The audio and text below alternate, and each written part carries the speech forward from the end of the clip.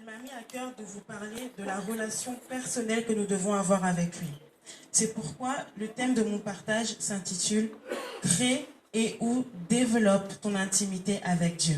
Amen. Amen. Je vais expliquer mon titre. Il s'analyse en fait en deux angles. Soit tu as déjà une intimité avec Dieu, dans ce cas-là c'est très bien, il faudra persévérer et chercher à développer cette intimité. Soit tu n'en as pas du tout, et dans ce cas-là c'est le moment de la créer, et ensuite de chercher à la développer. Amen. Amen. Qu'est-ce que l'intimité? Le site pastorweb.org nous définit très bien ce que c'est, et nous dit que l'intimité, c'est le temps des confidences, de la communion profonde, de la communion de deux âmes qui s'aiment et aiment être ensemble. C'est un temps mis à part, un lieu à l'écart. Amen. Amen. Donc du coup, qu'est-ce que l'intimité avec Dieu? Toujours avec le site PastorWeb, on nous dit que c'est une intimité spirituelle qui prend la forme de prière, de méditation de la parole de Dieu, ou encore du temps de silence dans sa présence, afin de le laisser nous remplir de lui-même. Amen. Amen. Abraham, Moïse, Daniel, Job et même Jésus étaient des personnes qui avaient une forte intimité avec Dieu. Et la Bible nous enseigne que pour passer un moment intime avec son Père, Jésus aimait beaucoup se mettre à l'écart pour prier. Amen. Du coup, Jésus, en se mettant à l'écart comme ça pour parler à son Dieu, il bénéficiait des confidences de Dieu. Amen. Or, Jésus est notre exemple parfait. Donc faisons comme lui. Amen. Ainsi, bien-aimé, plus tu développeras ton intimité avec Dieu, plus il te révélera des choses sur ta vie. La Bible déclare dans Jérémie 29, verset 13, que l'Éternel se laisse trouver par ceux qui le cherchent de tout leur cœur. Amen. Amen. Suivons notre exemple parfait qui est Jésus. Il aimait beaucoup parler à Dieu le matin très tôt, pour préparer sa journée, pour préparer ses enseignements, etc. Et on a un exemple dans Marc 1 au verset 35. Il est écrit ceci: vers le matin, pendant qu'il faisait encore très sombre, il se leva et sortit pour aller dans un lieu désert où il pria. Et quand il est sorti, quand Jésus est parti prier, les disciples étaient en panique, ils ne le trouvaient pas, ils disaient: oh, il est où Jésus, il est où Jésus? Et toujours dans le même chapitre, mais au verset 38, Jésus leur répond en fait: allons ailleurs, dans les bourgades voisines, afin que j'y prêche aussi, car c'est pour cela que je suis sorti. Amen. Amen. Attention, je ne vous dis pas de commencer à prier toute une nuit, tout de suite, non. C'est un bel objectif, mais n'oublions pas que Jésus ne faisait jamais rien sans le Saint-Esprit. Amen. Donc nous aussi, demandons l'assistance du Saint-Esprit. Si le Saint-Esprit vous dit de prier toute la nuit, faites-le, ne vous inquiétez pas. N'hésitez pas et faites-le, parce qu'il sera avec vous, il va vous accompagner. Amen. Mais s'il ne vous dit rien, reposez-vous. Mais pas trop. Pourquoi? Parce qu'avec nos vies trop chargées, on est tout le temps occupé. On n'a jamais le temps. C'est pourquoi nous, en tant qu'enfants de Dieu, on doit chercher même à trouver même 10 minutes par jour pour adorer, pour écouter la parole de Dieu, pour prier Dieu. Amen. Amen. Et on peut faire ça où? Dans les transports, à l'école pendant la pause, ou au travail pendant la pause aussi, ou dans la voiture, on met la musique à fond, l'adoration. On peut faire ça partout en fait. Ne nous limitons pas. Amen. Amen. Et en faisant cela, bien-aimé, ton intimité avec Dieu va se créer, puis elle va se développer de plus en plus, parce que tu vas chercher à connaître ce merveilleux Dieu-là. Tu vas avoir soif de lui, tu vas vouloir en savoir un peu plus sur lui. Et du coup, tu connaîtras les pensées et le cœur de ton Dieu. Et dans ces moments d'intimité-là, en fait, tu connaîtras ses pensées et son cœur. Pourquoi? Parce qu'il va te révéler ses confidences. Amen. Amen. Donc du coup, tu connaîtras sa volonté. Donc tu t'éloigneras du péché. Et qu'est-ce qui va se passer ensuite?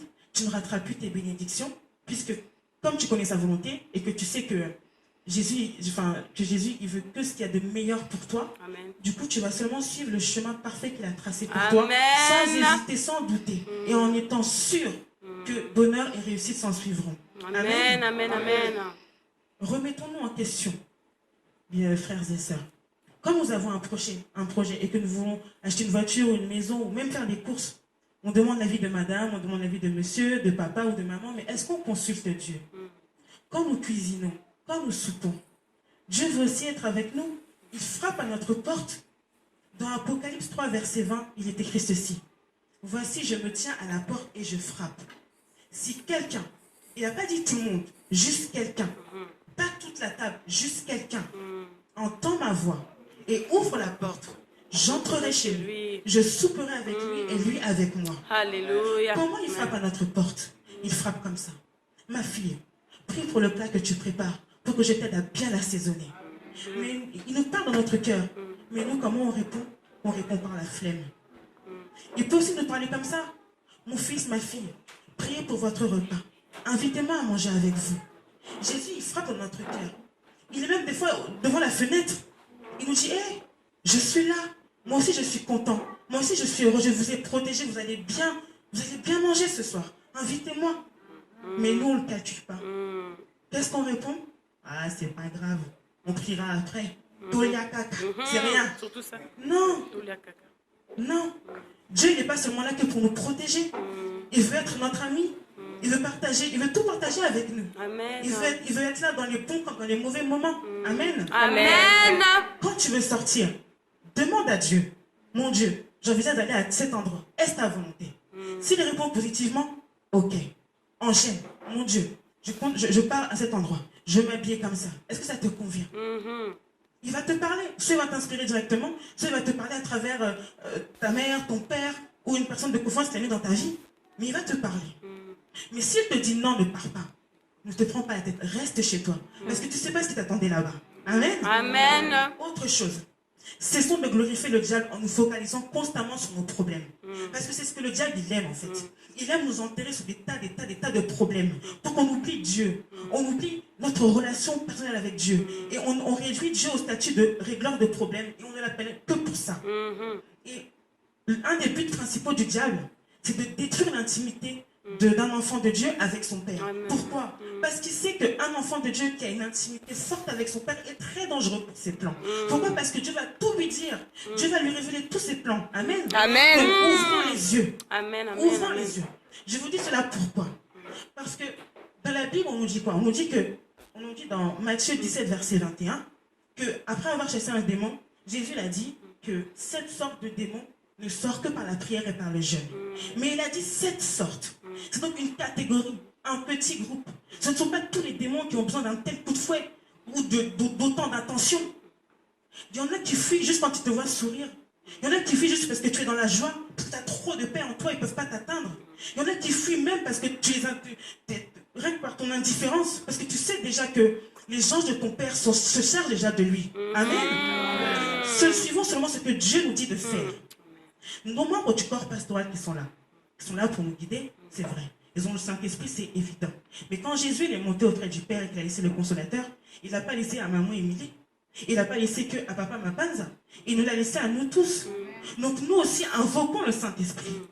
Parlons-lui. On le néglige trop alors que nous devons l'invoquer tous les jours, à chaque seconde même. Il suffit de lui parler.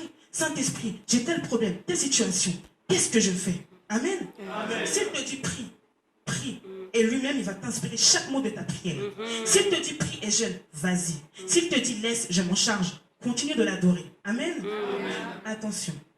Je ne dis pas que chauffer pour détruire les démons, c'est mauvais ou c'est inutile. Non, c'est même très bien. Et c'est ce qui est merveilleux dans notre église parce qu'on a un feu puissant à ce niveau-là.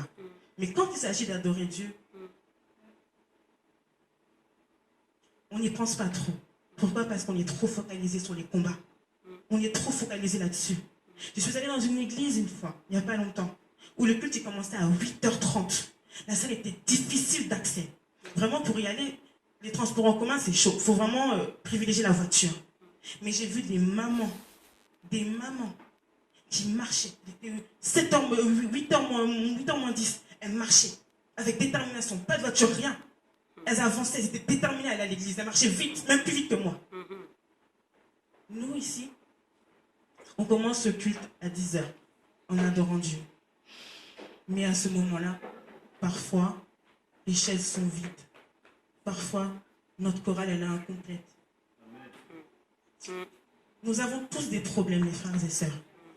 Et parfois même, le diable est tellement mauvais qu'il nous attaque. Quelques minutes même avant qu'on parte à l'église. Il y en a même qui n'ont pas le choix et qui travaillent. Je comprends et je ne juge personne. Seulement quand pratiquement toutes les chaises sont vides, c'est qu'il y a un problème. Ouvrons les yeux. Car ces problèmes de retard, s'ils ne sont pas dus à ces raisons que vous voyez là, ou si ce n'est pas dû à la maladie, et encore même il y a des gens qui sont malades qui se battent pour aller à l'église, ben, c'est peut-être la flemme, ou une fatigue bizarre qui te prend le matin, comme par hasard le dimanche matin, ou un gros découragement, quand c'est comme ça, n'abandonnons pas et chauffons dans la prière. Je sais que Papa Mayemba nous disait avant que quand on était trop fatigué le dimanche matin, qu'il n'y avait pas une raison valable à cela, c'est qu'il y a des bénédictions qui nous attendent à l'église et que le diable ne veut pas qu'on y aille. Amen. Donc vraiment, quand ça vous arrive le dimanche matin, chauffez dans la prière et chassez cette fatigue. Et levez-vous pour aller à l'église. Amen. Amen. Cessons également Amen. d'être des chrétiens du dimanche. Cessons d'être des chrétiens du dimanche qui ne lisent la Bible que le dimanche et la semaine, la Bible, elle est fermée. C'est très important d'écouter, de méditer la parole de Dieu. Amen. Parce que quand on lit la Bible, on apprend à connaître Dieu, on fait sa connaissance, on développe notre intimité avec lui, on se fortifie. On apprend en même temps à déjouer les plans du diable avec plus de sagesse et plus d'intelligence. Amen. Amen. Pourquoi? Parce qu'on est plus serein. On sait que ces problèmes sont ridicules par rapport à Dieu. On sait que Dieu est au-dessus de tous ces problèmes, de toutes ces histoires. Dieu est au-dessus de lui, il est trop grand. Amen. Et c'est pas pour rien qu'on chante Nazagi Nazabe Monene. Pembeni nanga, Nzambe monene, pembeni nanga. Frères et sœurs, croyons et vivons ce que nous chantons. Amen. Amen. Des fois même, on parle des heures avec des amis au téléphone. On peut parler avec son monsieur ou sa madame, mais combien d'heures on parle avec Jésus? Je ne parle pas des prières pour chasser les démons parce qu'on est fort pour ça. Mais juste me demander, mon Dieu, comment tu vas? Mon Dieu, aujourd'hui, qu'est-ce qu'on va faire ensemble? Quel est le problème de la journée? Ou même pour lui dire merci. Un serviteur de Dieu dont je ne citerai pas le nom, afin que seul le nom de Dieu soit glorifié, a fait une prédication sur le thème « Au commencement Dieu ». Et ce n'est pas un hasard, parce que la Bible, le premier verset de la Bible, c'est au commencement Dieu. Genèse verset 1, au commencement Dieu. Il y a des trucs après, dans le même verset, mais c'est au commencement Dieu. Le matin, qui est le commencement de la journée, qu'est-ce qu'on fait? On va manger, on ouvre le frigo, on est sur Internet, on prend notre téléphone, on va sur les réseaux sociaux, on envoie même des textos à son chéri ou à sa chérie. Mais pourquoi pas un texto spirituel à celui qui nous a gardés toute la nuit, Amen. qui nous a protégés. Amen. Vraiment, mes frères et sœurs, mettons Dieu en premier dans nos vies.